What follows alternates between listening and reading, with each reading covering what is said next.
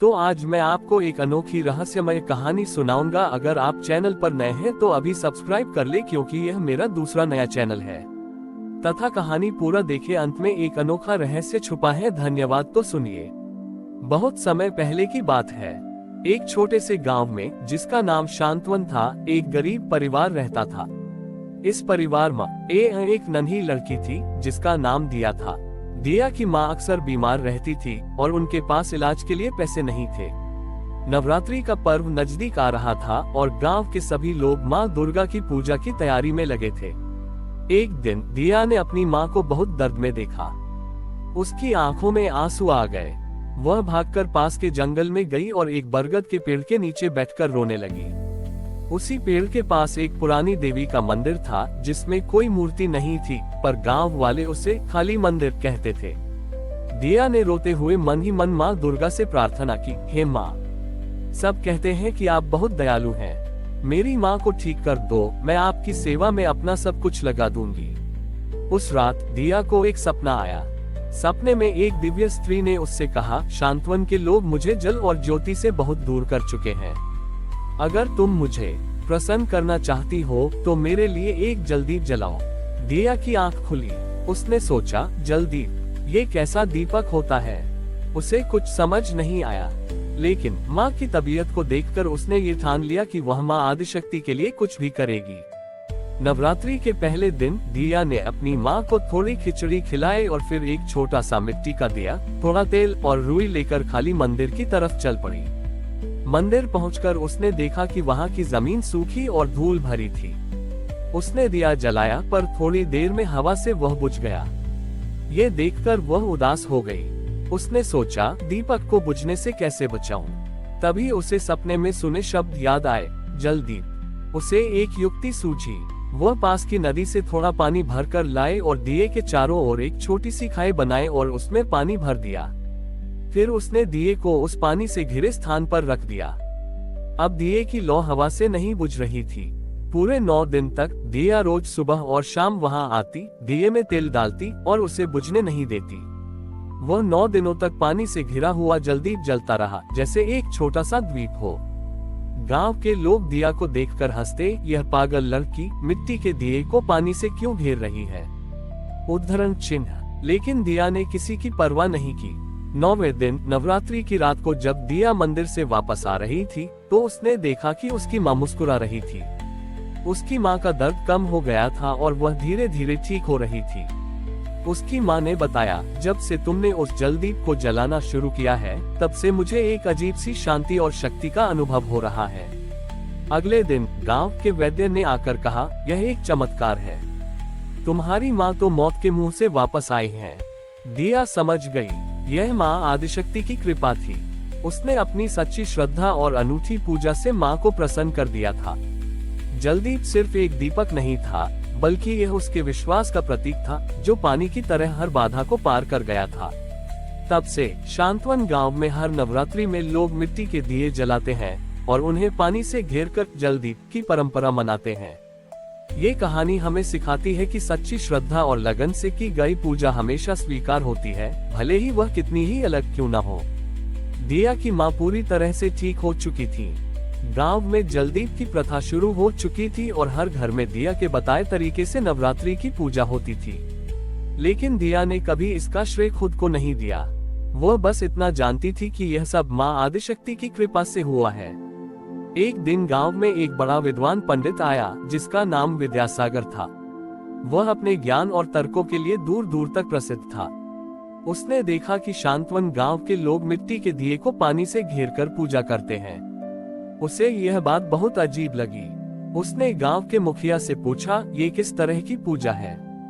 जल और अग्नि एक साथ कैसे हो सकते हैं? ये तो धर्म के नियमों के विरुद्ध है। मुखिया ने उसे दिया और उसकी माँ की कहानी सुनाई। विद्यासागर को कहानी पर विश्वास नहीं हुआ। उसने सोचा कि यह सिर्फ एक अंधविश्वास है। वह दिया के घर गया और उससे सीधे सवाल किया, नन्ही बालिका, तुम ये सब क्या करती हो? क्या तुम्हें नहीं पता कि जल अग्नि का दुश्मन है? तुम देवी की पूजा में ऐसी मूर्खतापूर्ण विधि का प्रयोग क्यों करती हो? दिया ने शांत भाव से कहा, पंडित जी, जल अग्नि का दुश्मन नहीं, बल्कि उसका रक्षक है।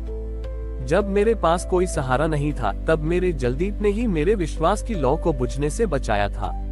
पानी ने बड़ी ये को हवा और धूल से बचाकर उसे जलने दिया, ठीक वैसे ही जैसे माँ ने हमें हर संकट से बचाया।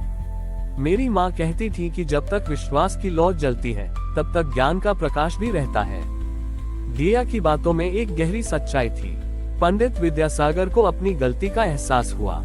उसने समझा कि पूजा की विधि से ज्यादा महत्वपूर्ण पूजा करने वाले का भाव है। वह समझ गया कि दिया ने केवल एक दीपक नहीं जलाया था, बल्कि उसने अपने अटूट विश्वास से ज्ञान और भक्ति का जल्दी प्रज्वलित किया था। पंडित विद्यासागर ने पूरे गांव के सामने दिया से माफी मांगी और कहा, इस बच्ची ने मुझे सही अर्थों में ज्ञान का पाठ पढ़ाया है। मैं सिर्फ शास्त्रों के ज्ञान को जानता था, लेकिन इसने मुझे जीवन का ज्ञान सिखाया है। उस दिन के बाद से पंडित विद्यासागर ने शांतवन गांव को एक नया नाम दिया, ज्ञानवन।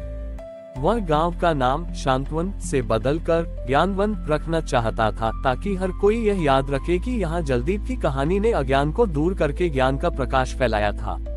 पंडित विद्यासागर ने गांव का नाम बदलकर ज्ञानवन तो रख दिया था, लेकिन गांव में अभी भी एक कमी थी। लोग ज्ञानवान तो हो गए थे, पर उनके दिल में आपसी प्रेम और सद्भाव की कमी थी। हर कोई अपनी सफलता को लेकर गर्व में रहता था और दूसरों को नीचा दिखाता था। दिया ये सब देखकर बहुत दुखी होती थी। उसने देखा कि ज्ञान तो आ गया, पर उस ज्ञान का सही उपयोग नहीं हो रहा था। एक दिन नवरात्रि के 9वें दिन, जब पूरा गांव अपने अपने घरों में जलदीप जला रहा था, दिया ने एक अलग ही तरह का जलदीप बनाया। उसने मिट्टी के कई छोटे छोटे दिए लिए और उन्हें एक बड़े गोल घेरे में रखा। हर दिए में तेल डाला और रुई की बत्ती लगाई। शाम को उसने गांव के सभी लोगों को बुलाया और कहा, आज हम सब मिलकर एक विशेष जलदीप जलाएंगे। गांव वाले उत्सुक होकर उसके पास आए। दिया ने समझाया, हम सब अपने अपने घरों में अकेले जलदीप जलाते हैं। हमारा ज्ञान भी हमारे पास ही सीमित होकर रह गया है। आज हम इन सभी दियों को एक साथ जलाएंगे, ताकि इनकी रोशनी एक दूसरे से मिलकर एक बड़ा प्रकाश बन सके। दिया ने सबसे पहले अपने दिए को जलाया। फिर उसने अपने बगल में खड़े व्यक्ति से कहा, अपना दिया मेरी लौ से जलाओ। उस व्यक्ति ने अपना दिया दिया की लौ से जलाया और फिर अपने बगल वाले को। इसी तरह गांव का हर व्यक्ति एक दूसरे के दिए से अपना दिया जलाता गया, जब तक कि वह पूरा गोल घेरा रोशन नहीं हो गया। जब सभी दिए जल उठे तो दिया ने कहा, देखिए, अकेले अकेले तो हम सिर्फ एक छोटा सा जलदीप थे, लेकिन जब हमने अपनी रोशनी एक दूसरे से बांटी तो हम सब मिलकर एक बड़ा और अद्भुत प्रकाश पुंज बन गए। यही तो प्रेम है। सच्चा ज्ञान वही है जो हमारे दिलों को जोड़ता है और हमें एक दूसरे का सम्मान करना सिखाता है। दिया की बातों से सभी की आंखें नम हो गईं। पंडित विद्यासागर ने कहा, दिया ने आज हमें सबसे बड़ा ज्ञान दिया है। जल और अग्नि के बाद आज इसने हमें प्रेम की शक्ति से परिचित कराया है। उस दिन के बाद ज्ञानवन गांव का नाम फिर से बदल दिया गया और उसे प्रेमवन कहा जाने लगा। ये गांव ज्ञान और प्रेम का प्रतीक बन गया। और दिया, जिसने पहले अपनी माँ के लिए जलदीप जलाया था, अब पूरे गांव के लिए ज्ञानदीप और अंत में प्रेमदीप बन गई। नवरात्रि में जलदीप की परंपरा अब सिर्फ विश्वास और ज्ञान की नहीं, बल्कि प्रेम और सद्भाव की भी प्रतीक बन गई। ये कहानी हमें सिखाती है कि सच्ची भक्ति और ज्ञान तभी पूर्ण होते हैं जब वे प्रेम और करुणा के साथ जुड़ जाते हैं। हमारी और भी आध्यात्मिक एवं अनोखी कहानियाँ देखने के लिए हमारे चैनल पर जाएं तथा धार्मिक एवं पौराणिक अनोखी कहानियाँ हमारे चैनल पर है।